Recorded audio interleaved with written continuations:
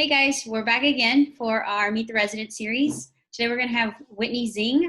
She is going into her PGY4 year, so second year in the lab, and we'll be talking with her today. Whitney, can you say hi to everybody? Hi. And tell us a little bit about where you're from and kind of what your how you grew up. Yeah, of course. So I'm from East Tennessee. So I grew up in Knoxville pretty much my whole life. Grew up as a competitive gymnast and stayed around home for college. I went to a really small liberal arts school in East Tennessee called Maryville College. And then took some time off after college for a couple of years and then did some traveling and working and then started med school at the University of Tennessee. So, and then now I'm here in Cincinnati. So there's a lot to pick apart there. So one of the first questions, I don't think I remember you being a gymnast. How long did you do that for? Yeah, I pretty much did it like my entire childhood. So I think I was 5 when I started gymnastics, and then, even before I was out of elementary school, I was competitive, and then continued through middle school and most of high school. And then once I got to high school, my coaches ended up leaving, and the gym that I was at, and just being in high school and wanting a little bit more of a social life, I ended up, and having some injuries, I ended up quitting in high school, but loved it. That's cool. I don't think I either didn't know or I didn't remember that, because I'm like the least flexible person in the whole world, and I like basic stretching for like function, but that's about it. Well, I was never like the most flexible, so yeah. I was more like powerhouse gymnast. So. Oh, okay. But still, I would be hopeless. I would be no help. So you mentioned also that you did some traveling, I guess, before medical school. So you took some time off there. What did you learn during that time, or experience that may help you decide to go to medical school, or what was that journey about? I had always I had already decided that I was going to go to medical school. But I took some time off because I went to a small liberal arts school. I graduated with like 200 people. So while it was very good academically, I think they didn't really have a strong kind of mentorship for pre-med. So I didn't really know like all the things I needed to do to kind of get into med school. So I took some time off. I worked in a hospital, just kind of working in an emergency department, doing registration and things to kind of get in that environment. But then while doing that, I felt a little bit kind of itchy and antsy, and I traveled a little bit before with family, and I traveled in college too. So I ended up finding an internship in South Africa, working in kind of their townships in one of the clinics. So I moved there before I even found out that I'd gotten into med school. So I lived there for a couple of months this summer before I started med school. And then I also spent some time, I did like earlier in, I guess those 2 years, I did a photography course in Italy for several weeks. And then I did, my mom and I went back the next year to Italy, kind of just as a fun girls trip. So. Wow. Did you grow up traveling? Where does that, wanderbug come from? Not really. I mean, I think it was something that my parents had traveled before, and they'd been out of the country. So it was something they'd always encouraged, and definitely encouraged me to do in college. I had traveled out of the country for the first time, I think, in middle school with family, just to London. And that was kind of my only experience. And then in college, we have like a little January semester for 3 weeks. And so I did what they called an experiential ed, and I spent 3 weeks in India.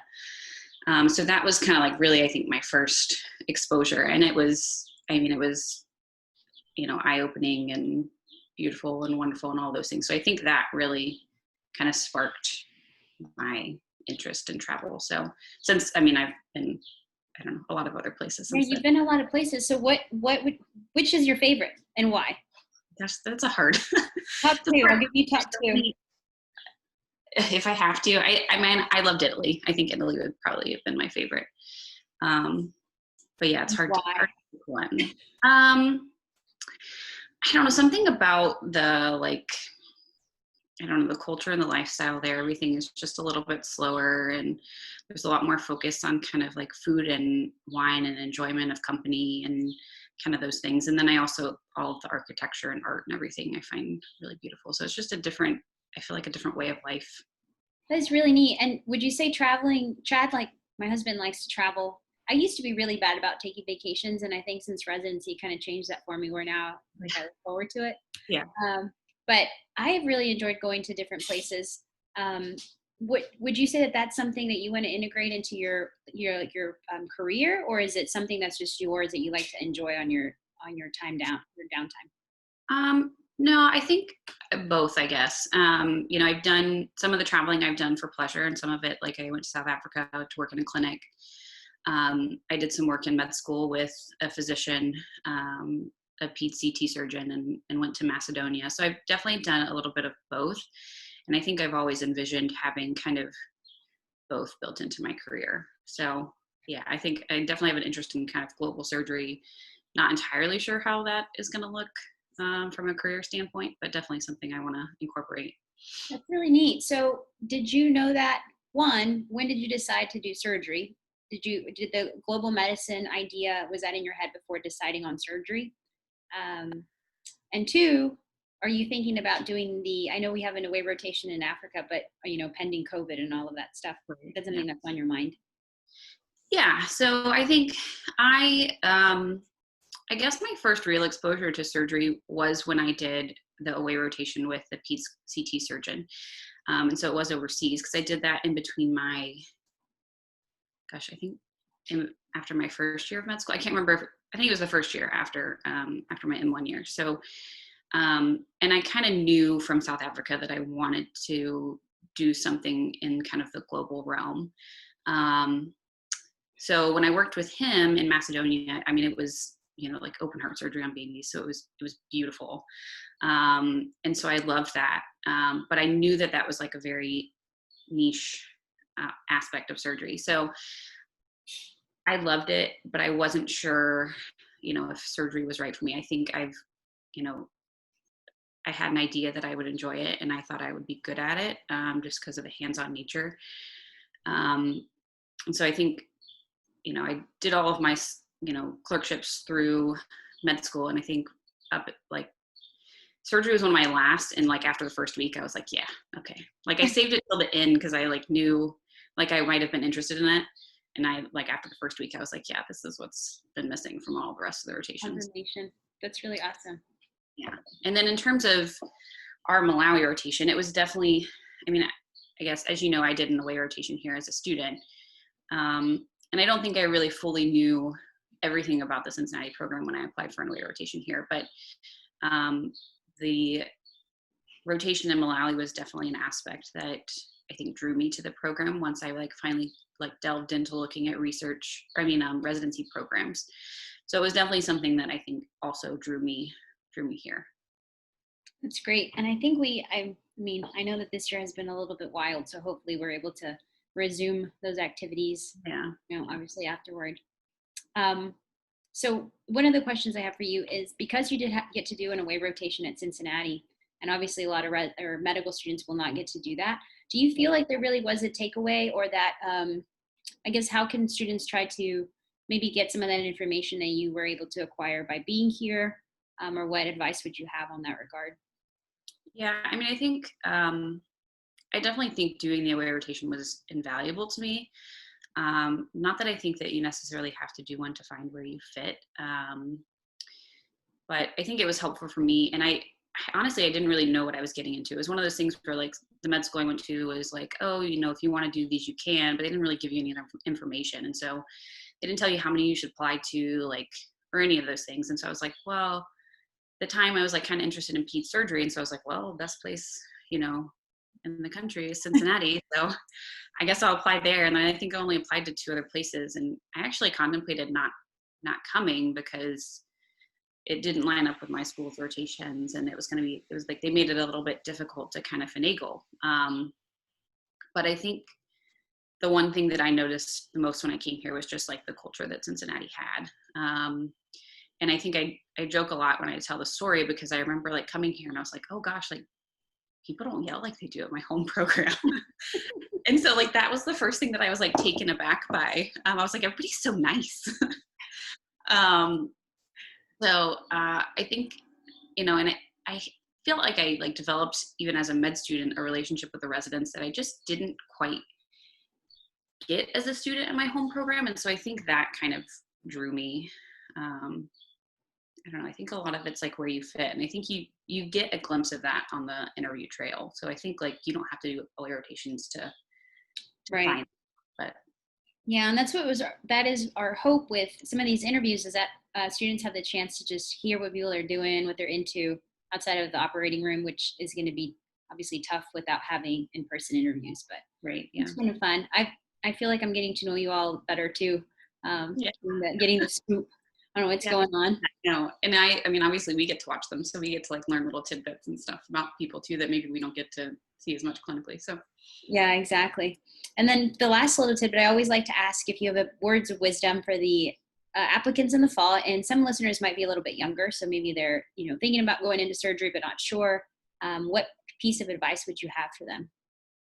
yeah, I think I guess for the younger kids, I think for me, I felt like I kind of knew like when I was on surgery, and I feel like I got good advice from one of my mentors. They said, because I was contemplating pediatrics, which people who know me now think is quite comical, but um, I think, he told me if you're debating between two things and they're kind of, like surgery is only a little bit above the other one, then maybe it's not the right choice for you. It needs to be kind of one of those things that's, kind of without a doubt that you enjoy it, because you do have to sacrifice, even if it's just for the period of, residency training, you do have to sacrifice, I think, quite a bit as a surgeon. But that being said, I think the one thing that I didn't realize was kind of the breadth and the variation that you can get with it, just even in the field of general surgery. And you still can kind of cater what you want to do to, whether it's your lifestyle and, your family situation or